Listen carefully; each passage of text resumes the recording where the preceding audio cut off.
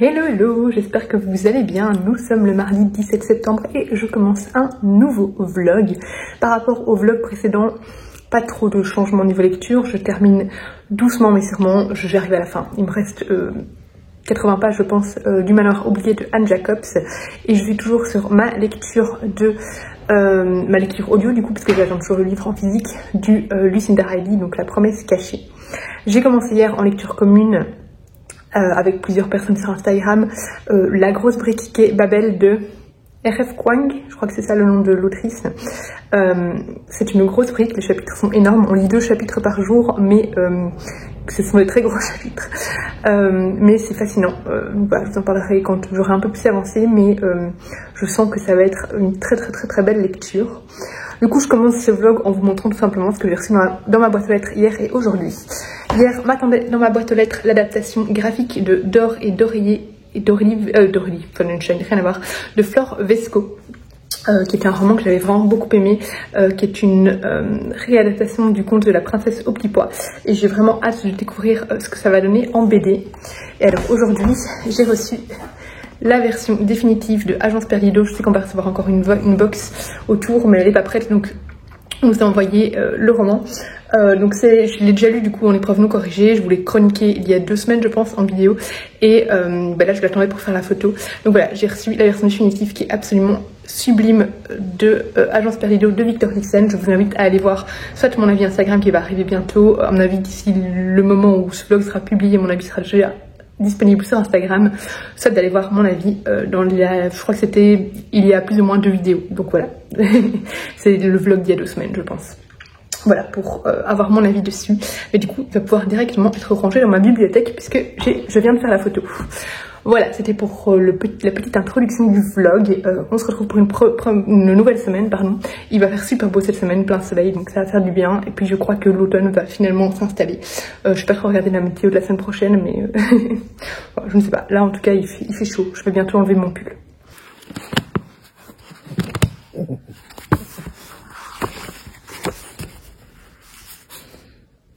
Nous sommes mercredi 18 septembre. Je vous prends avant de partir au restaurant. Je vais manger avec 2 amis ce soir. J'ai reçu dans ma boîte aux lettres, hier je vous montrais que j'avais reçu le livre du coup l'Agence Perlido, donc la version définitive, dans la version reliée. Il y avait un petit mot qui accompagnait le livre qui disait en attendant la box, pardon. Et du coup aujourd'hui j'ai reçu la box. Donc finalement, je n'ai pas dû attendre très longtemps pour la box. Et dans la box, il y a de nouveau le livre en édition reliée. Du coup, avec le réel d'unboxing que j'ai posté sur Instagram, j'ai fait un concours pour gagner la version reliée. Le concours est jusqu'au 2 octobre puisque le livre sort le 2 octobre. Donc voilà, quand le vlog sera publié, vous pouvez encore aller participer au concours si vous voulez gagner, tenter votre chance pour gagner la version reliée donc de l'Agence Perlido. Donc au niveau des goodies, donc la box, c'était une très jolie box comme ça. Et au niveau des goodies, on avait, alors là c'est une invitation à la soirée de lancement de l'Agence Perlido, à laquelle je n'irai pas parce que c'est, il me semble que c'est en pleine semaine, je ne sais plus maintenant, mais c'est sur Paris, donc voilà, ça demande toujours des arrangements, j'aurais trop aimé y aller, mais c'est un vendredi, ouais, je vais encore voir, je sais que Céline y va, je vais encore y réfléchir, mais voilà, le problème c'est toujours les trains vers Paris, et puis, enfin l'hôtel non parce que je sais où loger, mais les trains c'est toujours quand même un prix, mais là j'hésite encore à peut-être prendre un train, on va voir. Il y avait un poster, le poster qui est avec la couverture du roman. Là c'est le petit dossier de presse. On a un magazine Je Bouquine avec un portrait sur l'auteur de Victor Dixon et donc en couverture c'est l'Agence Perlido. On a un petit mot qui accompagnait de Victor Dixon, un petit mot de Victor Dixon qui accompagnait. On a un badge de l'Agence Perlido. On a un pendule, vous verrez que le pendule a une grande importance dans le roman pour retrouver les objets perdus. Un carnet de notes avec la couverture et le livre du coup que je vous ai déjà montré, hop, qui est comme ceci, je vous l'ai montré hier. Voilà, je vais vous parler du Manoir oublié que j'ai terminé, mais là je crois qu'il y a Bruno, mon mari, qui est en train de rentrer dans la maison, donc Enzo va aboyer, Miko va aboyer. Au niveau lecture, j'ai donc terminé aujourd'hui Le Manoir oublié d'Anne Jacobs, qui est donc un premier tome d'une nouvelle saga de l'autrice. Je ne sais pas en combien de tomes va être cette saga. Ici, comme je vous en ai parlé dans le vlog précédent, on est à la fois dans les années 90-90 en Allemagne et à la fois dans les années 40-45. On va y suivre une famille noble allemande. Dans les années 90, ils ont tout perdu. Leur domaine était à l'ouest, donc leur domaine était à l'ouest. Du coup, tout a été pris par les Russes et donc voilà, leur domaine a été vraiment partagé, donné à la commune en fait, et donc voilà, pour qu'il soit remis au peuple, puisque les Russes à l'époque avec le communisme saisissaient toutes les riches, toutes les propriétés, désistaient vraiment de leurs biens, tous les grands propriétaires. Et eux étaient vraiment de ce côté-là. Donc dans les années 90, on les retrouve vraiment, on retrouve Franziska qui est une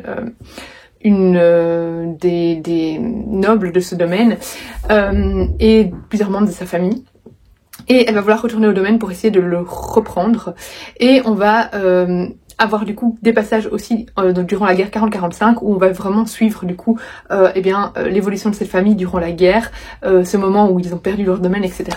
Il y a un air un peu Villa aux Étoffes, mais vraiment oui, Villa aux Étoffes et Downton Abbey, mais bien moins marqué que... vraiment, en fait, on n'est pas autant plongé dans les histoires de domestiques comme on peut retrouver vraiment dans la Villa aux Étoffes et Downton Abbey. Mais voilà, on a quand même un peu de passage avec les domestiques, etc. de l'époque. Mais vraiment, finalement, c'est plus une histoire de... sur la Seconde Guerre mondiale et sur la guerre froide, en fait. Et c'était vraiment très fascinant. J'ai trouvé que... j'ai adoré suivre les personnages. Ils sont loin d'être parfaits. Ils ont vraiment leurs défauts bien marqués, mais je les ai trouvés fascinants et je trouve que l'histoire de ce pays est globalement fascinante aussi. Ici, ce que j'aime bien aussi dans ce roman-ci, c'est que l'autrice n'essaie pas spécialement de peindre un portrait des Allemands de l'époque parfait. C'est-à-dire qu'ici, on a des personnages qui sont clairement... antisémites, il y en a des personnages racistes, etc. Elle n'essaye pas d'embellir spécialement la mentalité allemande de l'époque. Bien sûr, comme toujours, tout n'était pas blanc ni noir, et c'est ce qu'elle montre en fait, c'est que tout était nuancé, et que certes, il y avait des personnes vraiment extrêmement mauvaises, mais que la plupart des je retrouve les mots, des personnes en Allemagne étaient surtout en fait un peu, n'étaient pas au courant spécialement de tout ce qui se passait en fait. Voilà, j'ai adoré ce roman, vraiment il est passionnant. Si vous avez aimé La Villa aux Étoffes, je pense que vous aimerez Le Manoir oublié. Franchement, je ne peux que vous conseiller de foncer découvrir cette nouvelle saga, et j'ai trop hâte de recevoir le tome 2. Et j'ai commencé en audiobook, j'ai terminé en audiobook La Promesse cachée du coup de Lucinda Riley, que j'ai beaucoup aimé. Alors je trouve que parfois il y a des trucs un peu gros. Là aussi on a des passages dans la Seconde Guerre mondiale. Là on rentre plus dans les camps de concentration. J'ai trouvé franchement que par moments certaines choses étaient un peu trop too much, vraiment un peu trop film d'action américain. Mais j'ai quand même adoré le récit dans lequel du coup on suit plusieurs personnages, mais on va vraiment pénétrer dans le milieu du mannequinat. Du coup on aborde vraiment pas mal de choses dans ces milieux-là, vraiment toutes les problématiques au niveau de ces corps qui doivent être maigres, etc. On parle de féminisme, on a des scènes de violence sexuelle, et on parle aussi d'art, et on parle aussi de la Seconde Guerre mondiale, donc, et du sort réservé aux Juifs, forcément, durant la Seconde Guerre mondiale. Bref, on touche vraiment à plein de sujets, et j'ai trouvé ça vraiment très prenant. Très angoissant aussi, il nous tient en haleine du début à la fin. Il y a pas mal de secrets de famille également, des secrets de famille qui de nouveau ça fait un peu partie du too much je trouve, mais voilà, j'ai vraiment beaucoup aimé ce Lucinda Riley malgré tout. Je pense que dans tous les romans de Lucinda Riley en dehors des 7 sœurs, c'est mon préféré pour le moment de tous ces romans hors série. Vraiment il m'a beaucoup plu. Voilà, donc il y a toujours un peu un effet peu crédible, mais voilà, je l'ai vraiment trouvé très sympa. Et là maintenant du coup en audiobook, et donc là je sais pas le vous montrer parce que je l'avais écouté en audio, mais je n'ai pas encore reçu la version papier, et j'ai pris en audiobook The Way I Am Now qui est sorti aussi en audio, donc je me suis dit autant le prendre comme ça, il sera aussi rapidement sorti de ma palle. Donc comme je vous en ai parlé, c'est la suite de The Way I Used To Be, qui traite de violences sexuelles aussi, qui parle de traumatisme suite à un viol et surtout de cette difficulté en tant que victime d'en parler par peur de ne pas être crue notamment. Et donc voilà, j'ai hâte de voir ce que va nous réserver cette suite.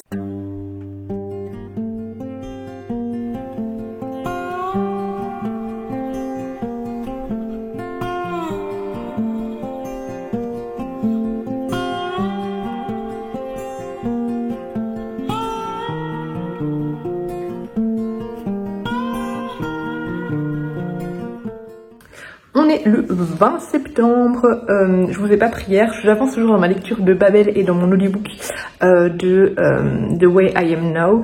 Et j'ai commencé aussi une épreuve non corrigée des éditions Hurlevent, du coup je fais un vlog parallèle. Je ne peux pas encore vous dire ni le nom de l'autrice, ni enfin voilà de quoi ça parle, etc. Parce que ça n'a pas encore été révélé sur leur réseau.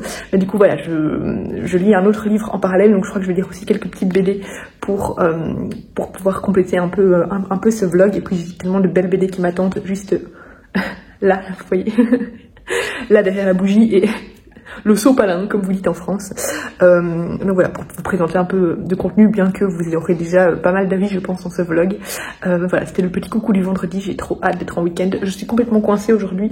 Pendant la nuit, je me suis réveillée et j'arrivais plus à bouger. J'ai comme une croix, comme si j'avais un cintre bloqué dans mon dos et ça me brûle, ça me lance super fort, donc je sais à peine bouger. Mais sinon, tout va bien. J'ai reçu ma commande Carrefour Moodland. Alors j'ai pris ce torchon là que j'aime trop, il est gigantesque. J'ai pris évidemment le mug d'Halloween. Dedans en goodies il y avait la petite carte de remerciement, un petit thé d'automne et un échantillon du coup du thé d'automne et un petit autocollant.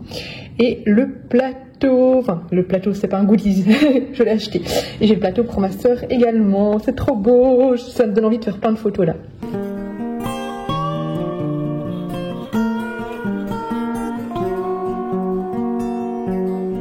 On est samedi matin, je suis allée chercher ma robe ce matin de mariée qui a été nettoyée. Et là, je dois aller à un barbecue chez des amis, mais comme je suis trop tôt, j'en profite pour aller à la potironnerie. Qui est cette fois, ce week-end-ci en tout cas, à Ytre. D'habitude, c'est la potironnerie où je chaque année qui est à Braine-l'Alleud. Braine-l'Alleud, il y a le week-end du 5 octobre. On est de l'eau du chaussée. Mais là ils font un nouvel endroit pour une fois à Ytre, donc je vais aller chercher un coup d'œil vu que je suis trop tôt. Je comptais pas venir à ce week-end de Ytre, mais voilà, autant aller faire un petit tour pour voir un peu ce qu'ils ont fait ici du coup. En fait j'attends mon salaire, c'est pour ça que j'allais à la base à celle de Braine-l'Alleud. Mais voilà, autant aller faire un petit tour. Je vous filmerai un petit peu.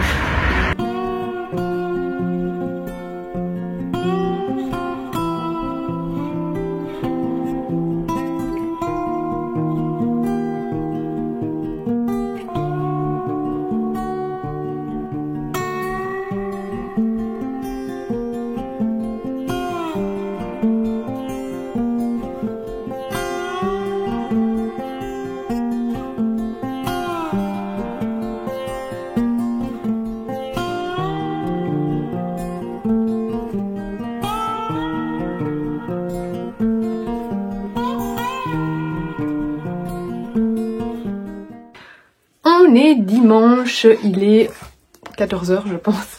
J'aurais pas lu des masses ce week-end, j'ai clôturé ce vlog ici. Mais heureusement qu'il y a les audiobooks puisque hier j'avais pas mal de trajets. Donc j'ai pu terminer The Way I Am Now de Amber Smith que j'ai bien aimé. J'ai trouvé que c'était une bonne suite en fait au The Way I Used To Be, donc au premier roman, parce que donc pour ceux qui savent pas, The Way I Used To Be, ça parle d'une jeune ado de 14 ans qui va se faire abuser sexuellement, c'est dès le premier chapitre, par le meilleur ami de son frère dans son lit.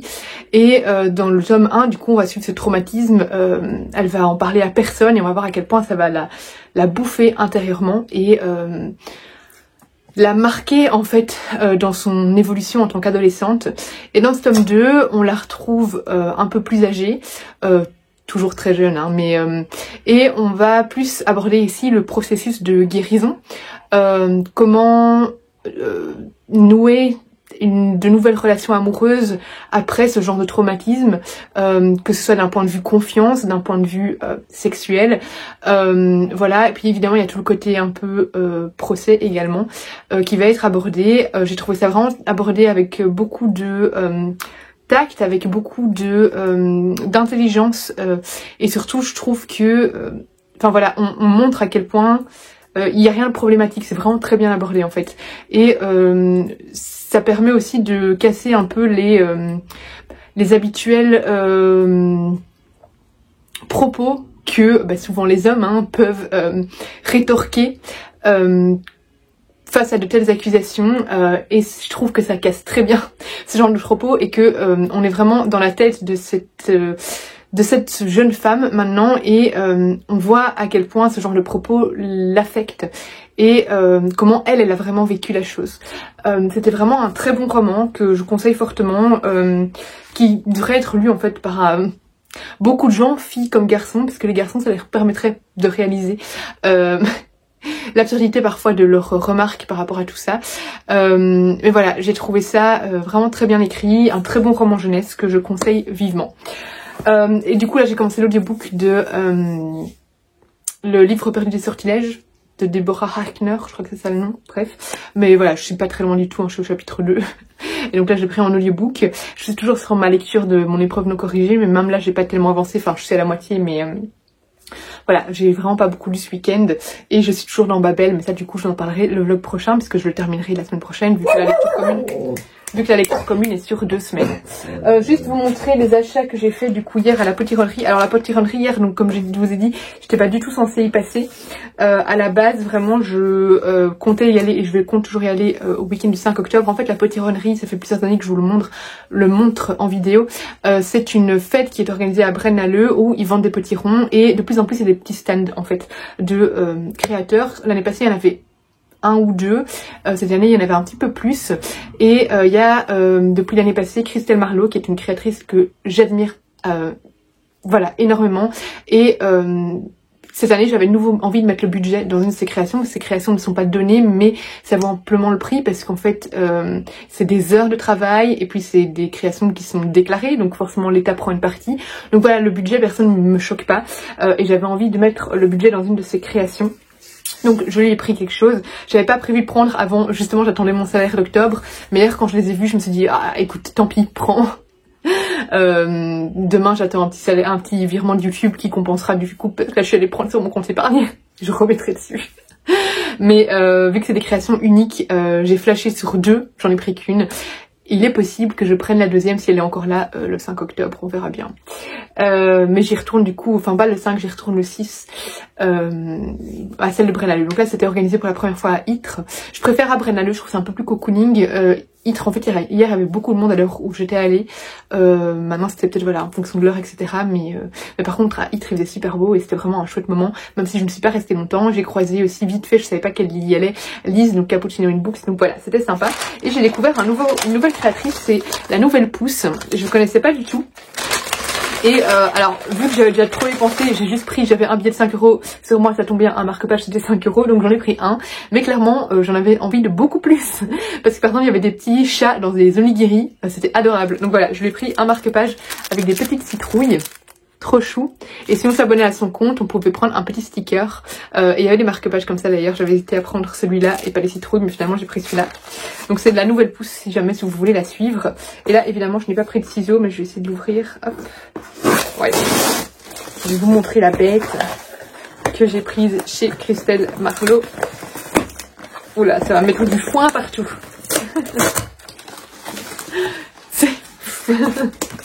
Ça je vais déjà pouvoir ranger parce que j'ai déjà pris en photo. Hop. Où est-ce qu'elle est, Alors, elle est là. Je vais essayer de mettre le moins de foin partout.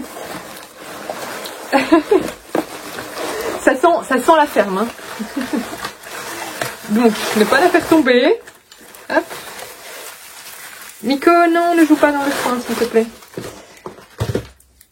Voilà la beauté. Elle est tellement belle. Regardez-moi ça. Donc c'est une petite citrouille orange. J'avais hésité avec une citrouille verte qui est un cactus qui... non, c'est une citrouille qui voulait être un cactus mais qui est une citrouille. Elle m'a raconté l'histoire, elle est trop belle. Mais finalement, je suis partie vraiment sur la version la plus classique avec un petit fantôme dessus. Je l'aime trop. C'est trop beau. C'est un budget, mais un budget qui mérite. En plus, c'est une créatrice, c'est fait main, c'est tout pièce unique et c'est magnifique. Donc voilà, j'ai hâte de l'ajouter dans ma déco, mais je suis trop fan. Je vais donc clôturer ce vlog ici, j'espère qu'il vous aura plu.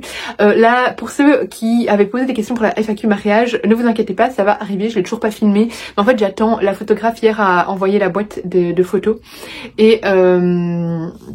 du coup j'attends de la recevoir, je la recevrai lundi ou mardi, comme ça je vous montre en fait, parce que je vais parler des prestataires et du coup j'ai envie de vous montrer un peu ce qu'on reçoit avec cette prestatrice là quand je travaille avec cette photographe. Donc j'attends d'avoir vraiment reçu la dernière chose que j'attends pour le mariage du coup avant de vous filmer cette FAQ. Je vous fais des gros bisous, merci d'avoir regardé cette vidéo jusqu'au bout. Si vous l'avez regardé jusqu'au bout, laissez un petit smiley de potiron en dessous. Je vous dis, je commence à faire ma youtubeuse. Je suis déjà une youtubeuse, mais ma youtubeuse vraiment à la Enjoy Phoenix et tout ça qui demande toujours de laisser des petits smileys. Bref, j'espère qu'il vous aura plu. Comme toujours, n'hésitez pas à laisser un commentaire, du coup un potiron, à laisser un pouce vers le haut, à partager la vidéo et à vous abonner si ce n'est pas encore le cas. Je vous fais des gros bisous et je vous dis à bientôt pour une prochaine vidéo.